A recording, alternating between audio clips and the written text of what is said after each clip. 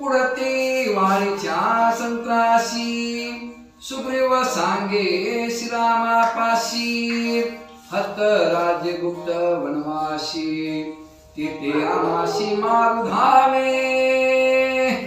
श्री संत नाथ मला सांगतात कथेचा प्रसंग असा चालू आहे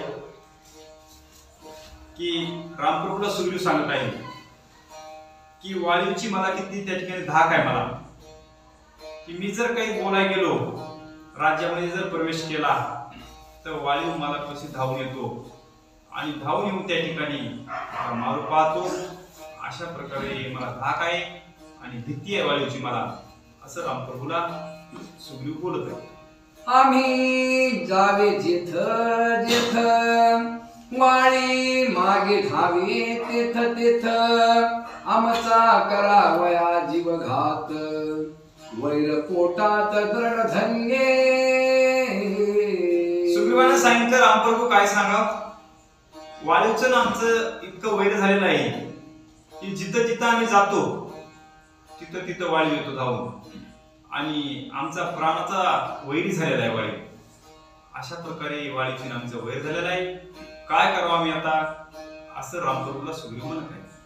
वाळी भयभीत अहो रात्र सो गुप्त पाळती योनिया तीर्थ सुधी सांगत वाळीशी। सांगितलं आम्ही इतके दिवस जे जगत आहोत कशामुळं, तर केवळ कारण वाळीव कवा येईल आणि वाळीवचे गुप्त गरज आहेत म्हणजे प्रधान जिथं जाते तिथं आमचं त्या ठिकाणी सांगते की सुग्रीव नळ नीळ जाणीव धानमंत्र आहेत गुप्त आहेत असं म्हणलं त्या ठिकाणाचा पत्ता लागल्याबरोबर लगेच वाळीव मारा येतो, काय करावं मी, असा सुग्रीव बोलत आहे। भय बोलता दस दिशी नारदे सांगितले आम्हाशी जावणी राय ऋष्यमुख पर्वताशी तेथे वाळीशी ऋषी शाप। मग आम्ही कासावीस झालो आणि कासावीस झाल्यानंतर आम्ही जागोजागी देशोदेश म्हणजे 10 दिशाला त्या ठिकाणी फिरू लागलो आणि 10 दिशाला फिरत असताना आम्ही वापरून गेलो, किती दिवस फिरणार काय, 1 दिवस 2 दिवस 4 दिवस किती दिवस गुप्त हिंडणार, म्हणून आम्ही नारदापाशी गेलो आणि नारदापाशी जाऊन काय केलं म्हणतात, सांगितलं नारदाने युक्ती सांगितलं तुम्ही ऋषीमुख पर्वतावर त्या ठिकाणी रहवास करा असं त्या ठिकाणी सांगितलं। ऐक शापाचे कारण दुदुंबी बळे उन्मत्त पूर्ण वाळी पाशी येऊन आपण युद्ध दारुण मांडिले। सांगितलं मग आता तुम्ही विचारता की ऋषीमुख पर्वतावर वाळीव का येऊ शकत नाही आणि ऋषीमुख पर्वतावर वाळीवला कशाचा शाप आहे, तर दुदुंबी त्या ठिकाणी मारला होता आणि दुदुंबी मारल्यानंतर पुढे युद्ध अतिशय कठोर मांडलं होतं वाळीवनं। मग पुढे काय कथा झाली सांगतो म्हणजे वेगी धरुणी दुदुंबिशी वाळीने आपटिला भूमीशी घाये सांडूनी प्राणाशी पंचत्वासी पावविला। सांगितलं युद्धामध्ये दुदुंबी एवढा मोठा होता त्याचं शरीर सुद्धा उचलणं मुश्किल होतं, एवढा दुदुंबी होता आणि त्या दुदुंबीला उचललं आणि उचलून त्या ठिकाणी पाठीवर सोडून दिला आणि अशा प्रकारचा मोठा दुदुंबी वाळीनं मारला असं सुग्रीव सांगत आहे। वाळीने वेगे वाम पदेशी दुदुंबी उडविला आकाशी मतंग ऋषीच्या आश्रमाशी रुधिर त्यापाशी पैस्त्रवने। सांगितलं वाळीनं वाम हस्ते त्या ठिकाणी दुदुंबीला उचललं आणि आकाशापर्यंत जाईल इतकं उचलून फेकला म्हणतात आणि आपल्याबरोबर त्याचं जे रुधिर होतं ते कोणत्या ऋषीपाशी पोहोचलं, मातंग ऋषीपाशी आणि ते गेल्यानंतर पुढे काय झालंय, स्रवता द्वय खोनी रुधिराशी गोपाला मतंग ऋषीशी तेने शापिले वाळीशी अति आक्रोशी सक्रोध।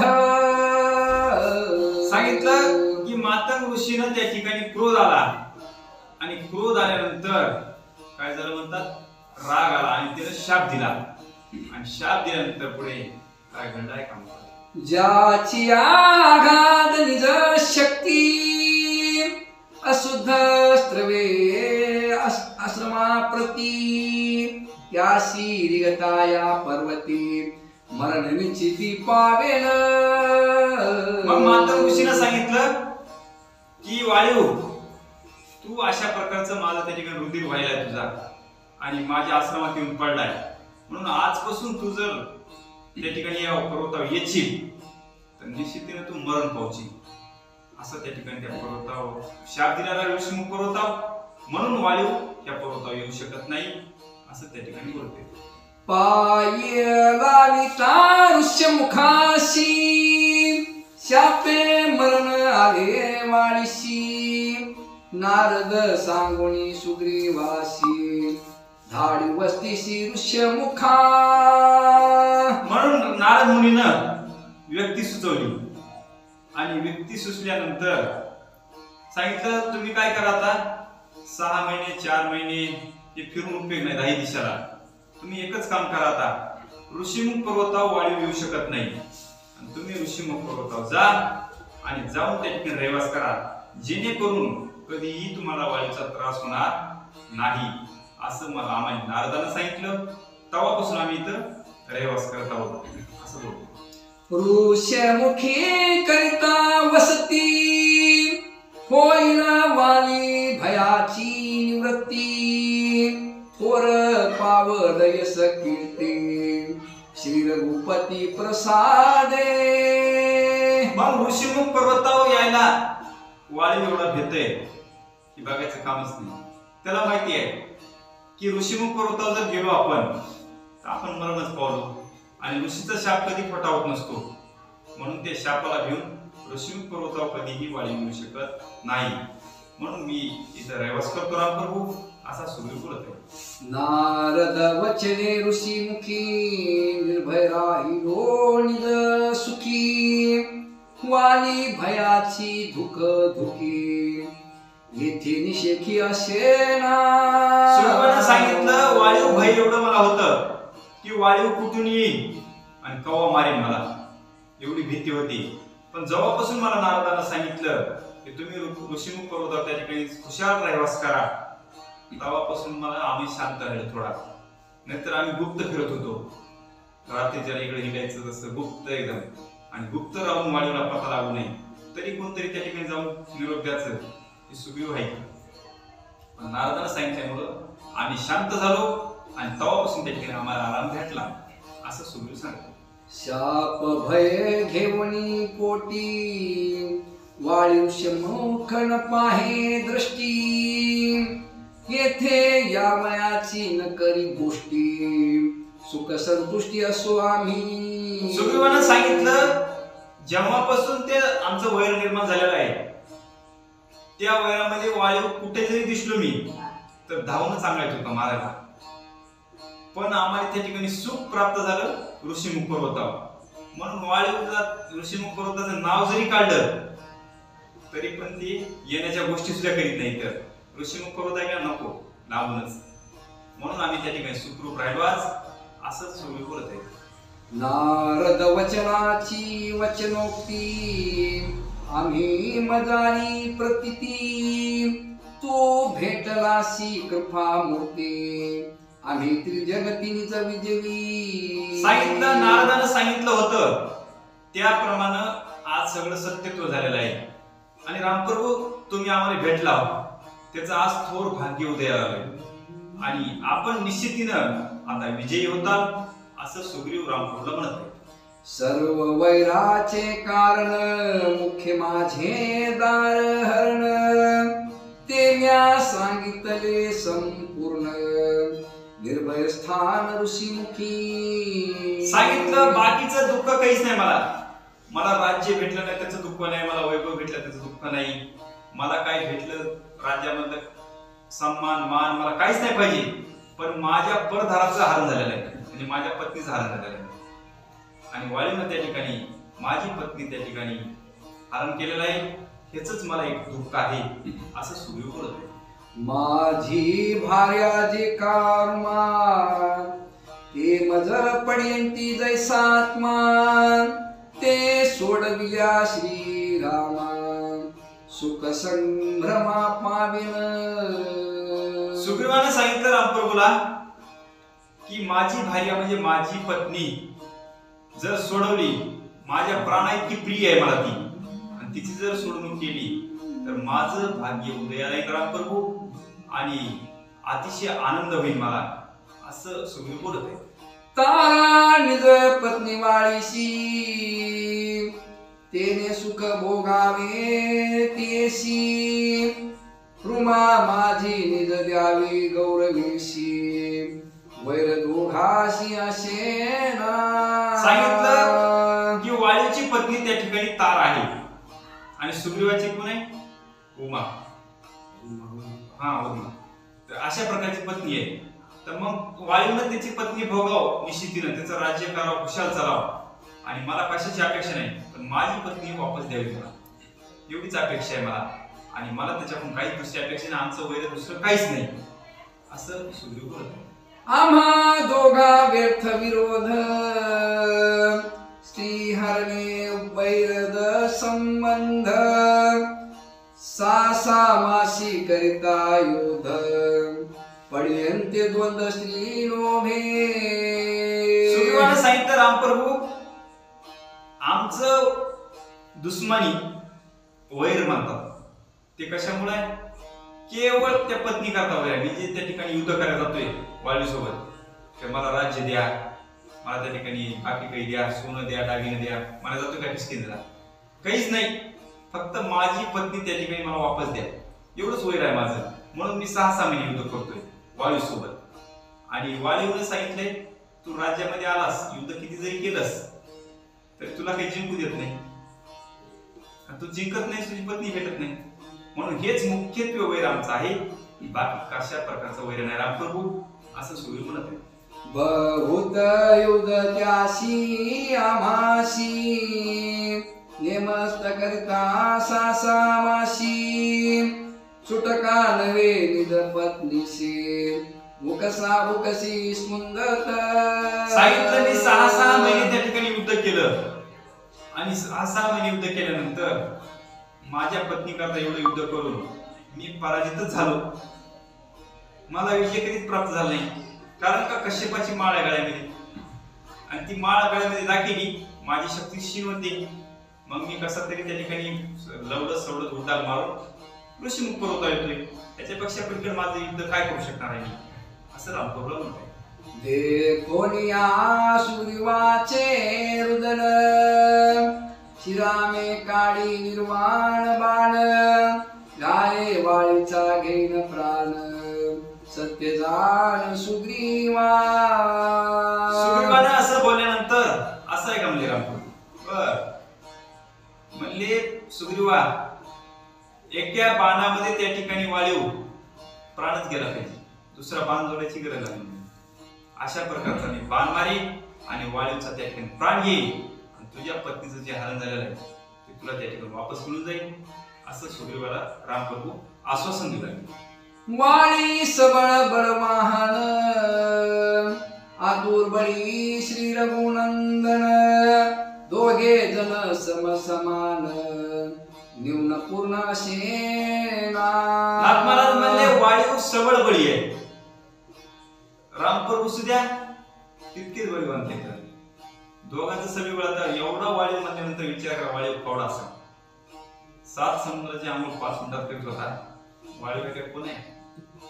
अशा प्रकारचा वाळीव ते, आणि तितकंच बळ रामप्रभूचं होतं, म्हणून सांगितलं की निश्चितीनं रामप्रभू आता म्हणले मी त्याचा वध केल्याशिवाय राहणार नाही, असं सांगितलं सुग्रीवाला. पहिला दुदुंबी कलेवर जाण अंगे उचली जो आपण त्याचे मी हस्ते वाली मरण मातंगी ऋषी भासे. मातंगी ऋषीनं सगळं खरं म्हणजे सुग्रीव, पण मातंगी ऋषीनं सांगितलेलं आहे वाळीवचं मरण जी दुदुंबी उचली कशी दुदुंबी एवढी लहान होती उचलायला, फली लांबची लांब पडेल काढून घ्यातन पायने आणि ती दुदुंबी जर उचलली तरच मरण रखवाले त्याच्या हाताने. तर बाकीचे इतर जगामध्ये कोण जरी आलं तरी वाळीला मारण्याची क्षमता कोणामध्ये नाहीये असं त्या ठिकाणी सुग्रीव म्हणत आहे. सप्त ताड विषमवन एके बाणे करी जो छेदन त्याचे हसले वाली मरण ऋषी भाष्य मातंगी. मातंग ऋषीनं सांगितलेलं आहे हे तर झालं उचलायचं. नंतर एकाच बाणामध्ये त्या ठिकाणी 6 झाडं म्हणा कशाचा नियम लागला पाहिजे असं उदाहरण एकटाच तुटले पाहिजे एकट्या बाणामध्ये. आता एकाच बाणानं दुसऱ्या बाणात किंवा दुसऱ्यात लागेल ना तिसरं बाण उडते. तशा प्रकारे एकच बाण मारला की 6 व्हायला पाहिजे एवढी आहे सामर्थ्य. पण तसं जर असलं तर त्याच्याच हातानं वायूचं मरण आहे. इतका अवघड मार आहे वायू आहे. अरे कोणी सुग्रीव वचन स्वयं श्रीराम हास्यवदन दुदुंबी कलेवर गिरी समान देखील आपण श्रीरामे. राम बोलले हो का असं आहे ना दुदुंबी उचलायचं आहे फक्त आणि 6 त्या ठिकाणी झाडं समजा काही युगाचे नियम करायचे एका बाणाने 2 मारायचे अशा प्रकारे नियम करायचे ना. हसू लागले रामप्रभू आणि हसून त्या ठिकाणी रामप्रभूनं काय बोलले पुढे ऐका. ते वामांगुष्ठे उचलून केले त्रिवार तोलन सोलीला सांडिता हेळसन जस योजन उडविले. नागमहाराज म्हणले दुदुंबी उचलायला त्या ठिकाणी किती मोठे राक्षस जरी आले तरी उचलत नव्हती एवढी दुदुंबी होती. रामप्रभूनं असंच केलं आणि हात लावल्याबरोबर त्या आक्रमण दुदुंबी 3 वेळा उचलली. खाली वरी 3 वेळा उचलली बजल केवढी आणि अशी करून त्या ठिकाणी गोळीला टाकली दुदुंबी हसून दिसतं. अशा प्रकारचं सामर्थ्य ती कशी आपण जसं लहान घोडा उचलतो हातामध्ये असा वर दाखवतो त्याप्रमाणे दुदुंबी उचलली आणि उचलून त्या ठिकाणी खाली फेकली आणि हसू लागला. दुदुंबी काय अति समर्थ श्रीरामे उडविले अंगुष्ठवनवत तरी सुग्रीव साशंकित बोले भयभीत ती ऐका. आता एवढं त्या ठिकाणी दुदुंबी उचलून सुद्धा सुग्रीवाच्या मनामध्ये शंका आहेच आणखी. मला खरं आहे दुदुंबी उचलली असेल कधी पण आता वाळी मारणावरच आहे अशी शंका मनामध्ये माणसाच्या मनामध्ये शंका बेकार असते. म्हणून सुग्रीवाच्या मनामध्ये शंका बेकार आली आणि म्हणला हे तर काय हरकत नाही काय म्हणाला सुग्रीव का वाळीने मारुणी दुदुंबीशी मास रक्त साद्राशी पाये उडविले अंबराशी आम्हा सर्वाशी देखत. सांगितलं हे तर वाळीने केलं वाळीने केलं तर या क्या ह्याच्यात आदळणी म्हणतात दुदुंबी आकाशाला घातली ती पुन्हा वाळू नसू द्या ह्याच्यात कोणता शास्त्रज्ञपणे म्हणजे काय मोठेपणा याच्यामध्ये असं त्या ठिकाणी बोलत आहे. आता तुवा श्री रघुनाथा दुदुंबी कायाती सुक्षता वाळून जाता ती लघुता तो पदघाते उडविला. सांगितलं दुदुंबी ज्यावेळेस शक्ती होती दुदुंबी मध्ये त्यावेळेस वाळून एवढा प्रकार करता. आता वाळून गेली असते आता पपईचं झाड आणि जर किंवा त्या ठिकाणी शेवळीचं झाड असे असते ना ती आता वाल्या पंजरे लागत ते वाळू द्यावं एकाच हाताने उचलत आहे. तशा प्रकारे सुग्रीवाने सांगितलं आता हे वाळून गेले दुदुंबी हिचं रक्त समजा आटून गेलंय आणि ही हत्ती झाली म्हणून उचलली असेल तुम्ही हे असंच मला शंका वाटायला सुग्रीवाला वाटलं. ऐसेही आम्हा देखता लक्षणा बळा बळता विशाल ताड एके बाणे छेदिता तैवाली हसता तू होशी. सांगितलं रामप्रभू तुम्ही काही म्हणा सुग्रीवाला माझ्या मनात शंका आहे दुदुंबी उचलली मान्य आहे पण तुम्ही एका बाणामध्ये त्या ठिकाणी मोठाच्या मोठं शाल वृक्ष असते का त्याचे असे एका बाणामध्ये 2 तुकडे झाले 2 बाणे आणि त्याचे तुकडे झाले पाहिजे 2-4 झाड तुकडे पाहिजे त्याकडला अशा प्रकारचं सामर्थ्य दाखवा मग मी मानेन की तुमच्यामध्ये खरी अनुभव आहे खरी शक्ती आहे तुमच्यामध्ये असं त्या ठिकाणी सुग्रीव बोलत आहे. संगिद्ध वानर वचन ऐकोणी श्रीरामे चढवणी गुण गुणी लाविला फणी बाण लालछदन करावया. काय सांगावं म्हणले? सुग्रीवाचं बोलणं ऐकलं आणि सुग्रीवाचं बोलणं ऐकल्यानंतर राम पूर्ण बाण काढला भात्यातून, बाण जोडला आणि जोडून आता सुग्रीवाला खरं काय वाटते, खरं काय पडते ऐका. विषम तालाची ताळ स्थिती शेष पृष्ठीवरी उत्पत्ती त्याची छेदावया श्री रघुपती केली युक्ती ते ऐका. सांगितलं शेषपतीच्या त्या ठिकाणी त्याच्या असते ना ती सुद्धा छेदाची शक्ती म्हणतात आपली श्रीराम प्रभूची होती आणि ती छेदण्याकरता सुद्धा काय युक्ती केली ऐका. धनुष्य ओढोनी आपण चेपिला लक्ष्मणाचा चरण तेने चुकविता अंग संपूर्ण विषम समताड झाले. बघा आता इथं शेष म्हणजे आता रोज सेवा करणारा शेष आहे बघीला लक्ष्मण आणि लक्ष्मणाचं त्या ठिकाणी पृथ्वी सुद्धा हलवायची क्षमता म्हणून काय केलं, लक्ष्मणाचा पाय चेंबरला खाली इकडे आणि पाय चेंबरला इकडे बाण सोडला. शेष हलणार का नाही मला सांगा, पृथ्वी हलणार का नाही? शेषाने जर पाय दिला शेषाच्या अंगावर सापाच्या पृथ्वी हाते तशा प्रकारे पाय दिला आणि पाय दिल्याबरोबर लक्ष्मणानं अंग चोरून घेतलं, चोरून घेतल्याबरोबर हल्लं. चला काय एका क्षणामध्ये ते कार्य झालं. शेषावतार लक्ष्मण तेने अंग चुकविता संपूर्ण विषम ताड झाले समान श्री रघुनंदन छेदिता. विशाल ताड नावाचं एवढं वृक्ष पण ते सुद्धा शेष नागाच्या त्या ठिकाणी अवतार असल्यामुळं कोण लक्ष्मण त्यांनी अंग चोरून घेतलं. चोरून घेतल्याबरोबर त्याचं छेदन झालं. काय लागतं एका मिनिटामध्ये छेदन. मग राम पूर्ण ते कार्य पूर्ण एका बाणामध्येच करून केलं.